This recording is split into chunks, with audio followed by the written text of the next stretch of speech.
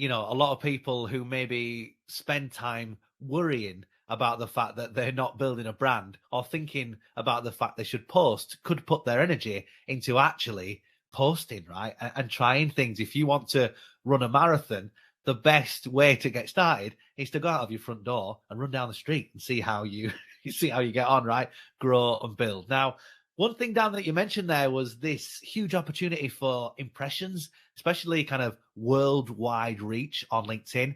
And I'd love for you to share your story. And I've got a particular meme in mind that you shared, but I know that you had a huge performer last year. I think it was 3 million impressions.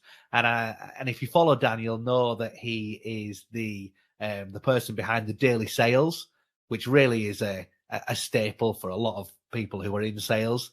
I was joking with you, Dan, before we recorded. A lot of salespeople, I think week one, they're told by their team, you have to follow the daily sales. That's part of the onboarding, right? You have to go on LinkedIn and follow the page. But I know you've had huge reach with those memes. So I'd love for you to talk about how you achieved that, how you got started, and where they're at the moment.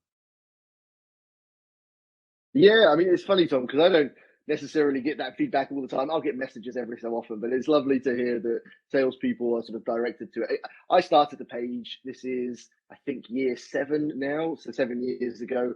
And I had one goal. I wanted to create a place where salespeople could go, follow, and get the best content possible. That was always my goal. It still is. And I think what makes the memes or the content do well and reach so many people is because the majority of it is giving as much value as possible. If it's a meme, then it's there to try and entertain salespeople and highlight a pain point that commonly happens in sales or social selling.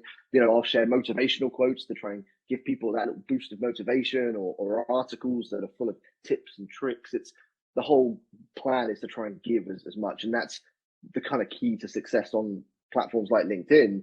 The more you give, the more people it's going to reach. If you're just trying to sell something or promote something, well, we get enough of that everywhere else in life. But when there's value to be had through entertainment, knowledge, insights, tips, etc., well, then people want to engage. They want to click like, they want to add a comment, they want to share it with their own network. And that's how you start to reach far and wide. And so, a big key for success with LinkedIn and social selling is give as much value as you can. It's not about going on there to sell, it's go on there to give.